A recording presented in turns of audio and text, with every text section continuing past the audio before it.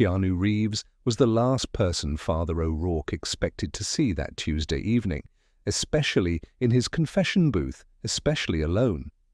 The church had been silent for nearly an hour, save for the humming of the radiator and the rustling of old hymnals as the evening wind slipped through the cracks in the stained glass.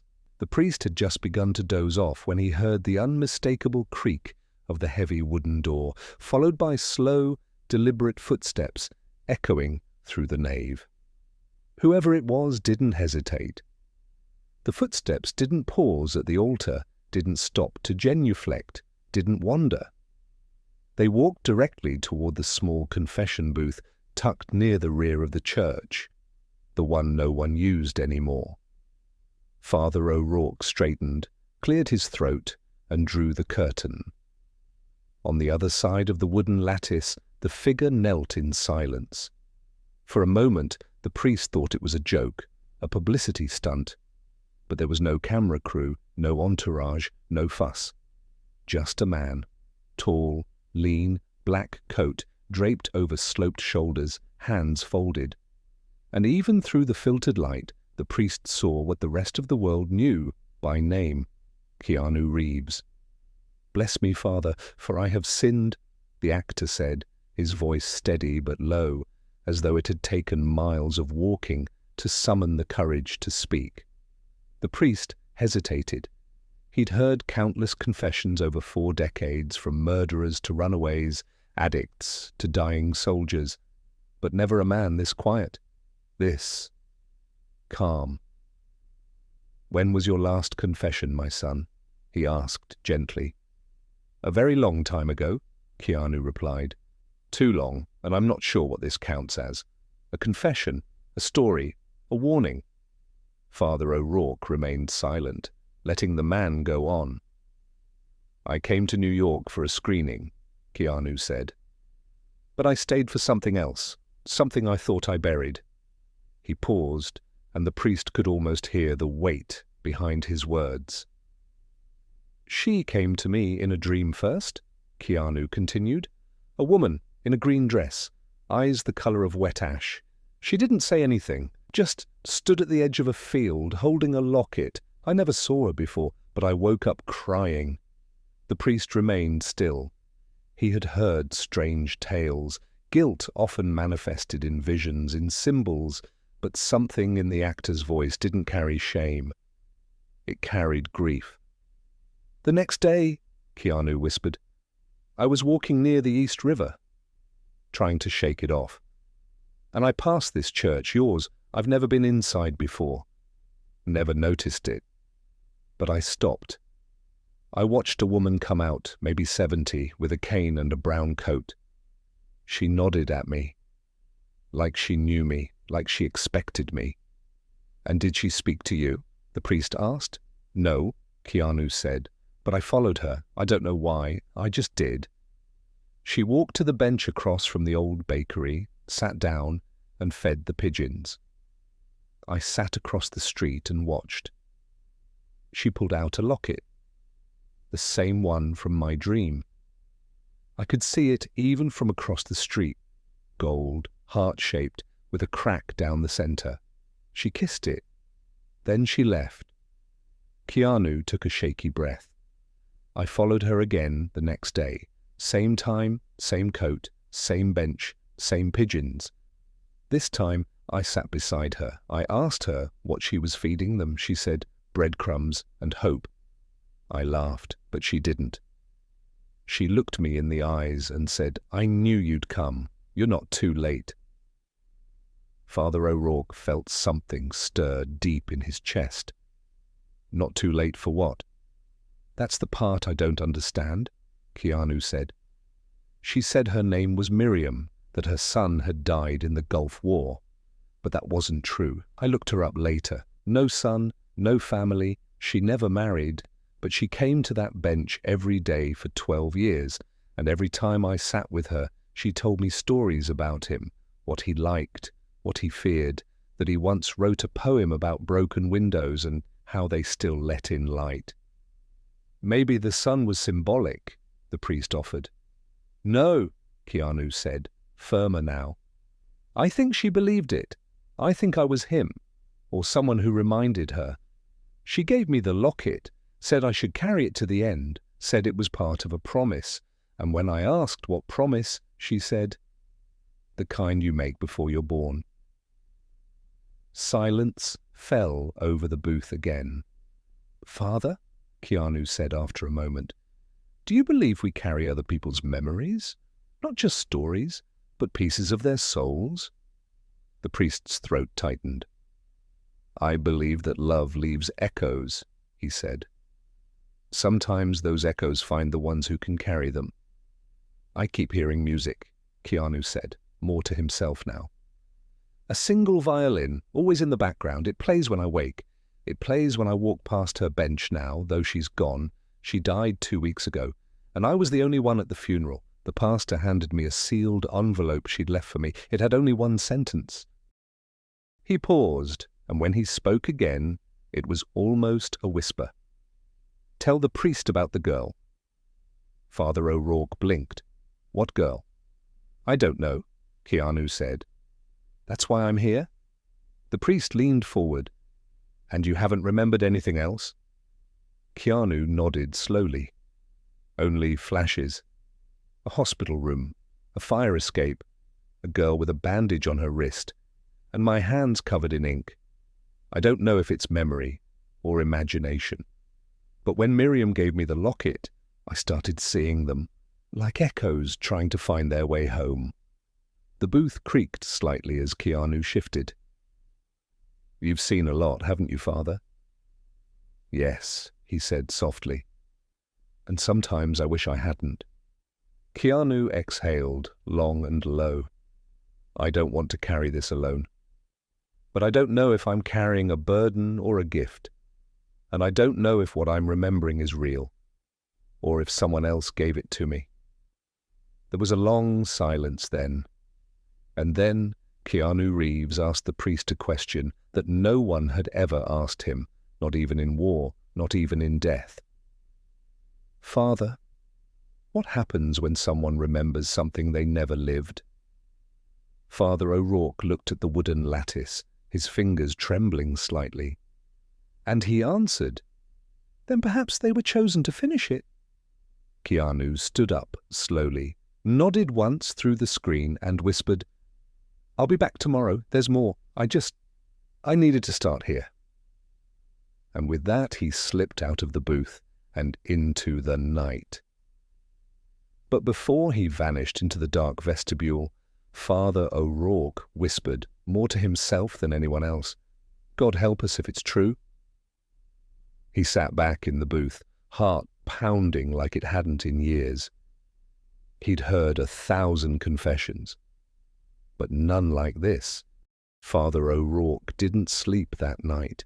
He sat in his small study behind the sacristy, the locket resting on his desk like a relic too holy to touch and too cursed to ignore. Gold, heart-shaped and cracked clean down the center, it seemed to radiate something, a weight that wasn't physical. He poured himself tea he didn't drink and opened his old Bible without reading a word. Every so often, he'd glance toward the door, half expecting Keanu to walk in again. But the night remained still. Just the wind brushing against the stained glass windows and the distant hum of the city beyond the walls. The next day passed in a blur of habit. Morning mass. A funeral for a man he didn't know. Lighting candles, listening to a woman cry about her son's drinking. He nodded, gave the same quiet reassurances he'd given for decades, but his mind kept drifting to the green dress, the name Miriam, the phantom son, the girl in the hospital, the violin. By dusk he was sitting in the confession booth again, waiting. He told himself he didn't know why, but he did. Keanu had said he'd come back. And some part of O'Rourke, a part buried beneath years of ritual and resignation, wanted to believe him. He didn't have to wait long. Just after 6, the door creaked open. The footsteps were familiar. Quiet, measured, like someone trying not to wake a sleeping house. The curtain shifted, the booth filled with silence. Then came the voice. "I saw her again." The priest's breath caught. "This time not in a dream," Keanu said. "She was sitting on the steps of the old library on 112th. Same green dress, same eyes. She looked straight at me, smiled, and disappeared." "Are you sure it was her?" the priest asked. "I'm not sure of anything anymore," Keanu replied. "But I followed her again. I walked up those steps and sat exactly where she was. The stone was warm, as if someone had just stood, and there was a folded piece of paper tucked behind the railing. Just one word: remember." The priest felt his fingers tighten around the edge of his sleeve. "I'm not imagining these things," Keanu said. "At least I don't think I am, but I don't know how any of it's possible." "There was a girl," the priest murmured. "Yes," Keanu said. "I think she's the key, but I don't know who she is. I keep seeing flashes, a hospital corridor, white walls, a woman screaming behind a curtain. And there's always ink, on my hands, on the sheets, on her arms, like someone spilled it from inside me." The priest leaned closer, his voice barely above a whisper. "Have you tried writing any of it down?" Keanu exhaled. "I did, last night. I stayed up scribbling everything I remembered. When I finished, the pages made no sense. Dates that didn't line up, names I don't recognize. One sentence kept repeating, 'Tell him the door never closed.'" He paused. "Does that mean anything to you?" O'Rourke stared through the screen, heart hammering. It did mean something. Too much. He hadn't heard those words in over 20 years. Not since the night Clara died. "She was a young girl," the priest said, slowly, deliberately. 16, maybe 17. She came to this church for shelter one winter night. Cut wrists, shaking, terrified. Said she'd escaped a clinic uptown. Her name was Eve. She used to sit in that very booth. Told me the world was made of locked doors and no one ever gave her a key. The last thing she ever said to me before she disappeared was, 'Tell him the door never closed.'" Keanu didn't speak. The silence between them cracked like old ice. "When was this?" he finally asked. 2004, the priest said. Keanu's voice dropped. "That's when the dream started." O'Rourke blinked. "You never knew her?" "No," Keanu said, "but I think she knew me." He reached into his coat and slid something through the screen, a photograph, old, faded, edges curled. It showed a girl in a hospital gown, sitting on a windowsill, legs crossed, staring out at a city blurred by rain. Her wrist bore a faint bandage. Her other hand held a book, something handwritten. On the back, a name in shaky ink, Fouquet. "I found it in the locket," Keanu said, "folded behind the photo of Miriam. I didn't see it until today." The priest stared at the image, time folded in on itself. "There's more," Keanu said. "I found a key taped behind the church's third pew, small, rusted, with a tag that says, 'Furnace Room.' I used it." The priest stood. "That room's been locked for years." "I know," Keanu said, "but someone had been there. Dust disturbed, candles burned down to stubs, and words written on the brick wall in charcoal. 'He'll remember when the fire comes.'" The booth felt colder now, the church darker. "Do you believe in possession, Father?" Keanu asked. "I believe in grief that sticks to the soul," he replied. "And memory that doesn't always belong to the person carrying it." "I think I was meant to finish something," Keanu said. "But I don't know what it is. And I don't know if it's mine." O'Rourke reached for the photograph again. "You've never acted in a film with this girl?" "No." "She's never written to you?" "No." "And yet she left something for you?" "Yes." The priest's hands trembled slightly. then perhaps you're not remembering someone else's life. Perhaps you're finishing someone else's death. Keanu was silent for a long time. Then, softly, he said, "I think she wants to be buried." The priest froze. "No one ever claimed her body," he said. "There was never a funeral. I assumed she ran, but maybe she stayed." Keanu stood. "Tomorrow I'll find her name. The real one. I'll go back to the hospital. I'll find the records. And if I do, will you say the Mass?" O'Rourke looked up, his voice dry. "If she's ready to rest, I will." Keanu stepped back from the booth. "Then we're both part of this now." The curtain fluttered. This time, the door didn't creak. Only the faintest sound of a violin remained. Father O'Rourke sat motionless in the booth long after Keanu had gone, long after the shadows had swallowed the pews and the last votive candle had flickered out. It was like the church itself was listening, holding its breath. That sound, faint and trembling, still echoed in the back of his mind. A violin, not a hymn, not a melody he recognized. Just a single line of sound stretched out like something lost, trying to find its way home. By morning, the priest found himself standing at the back of the nave, staring at the third pew. He knelt, slowly, pushed aside the dust-caked hymnals, and ran his fingers underneath the wood. The place where Keanu had said he found the key. Yes, it was real. He found the scrape marks, the faint outline of tape. Someone had left something there, someone who knew this church better than he did. By the time Keanu returned that evening, he wasn't alone. He carried a small bundle in his arms, careful, reverent, wrapped in black cloth. He walked with the kind of gravity O'Rourke recognized from funeral processions. His face wasn't somber, it was clear, as if some burden had shifted, or maybe the weight had finally explained itself. "I found her," Keanu said quietly. O'Rourke nodded once. He didn't need to ask how. Some things were meant to be found by the right hands. Some stories refused to stay buried. "Her real name was Evelyn Clara Monroe," Keanu continued. "She was admitted to St. Agnes Psychiatric Hospital in 2003. She escaped 2 months later. Vanished. No family. No next of kin. No burial." "Monroe," the priest whispered. "She gave a fake name, Eve."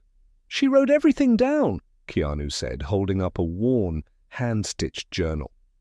"Poems, letters, dreams, all addressed to someone called Kay. There are pages about the church, about you, about sitting here, listening to someone breathe through the wall and thinking it was enough." O'Rourke reached out, and Keanu handed him the book. It smelled of old paper, rain, and dust. He turned a page, then another. The handwriting was frantic, but tender. Fragments of scripture mixed with lines of poetry and confessions scratched in pencil.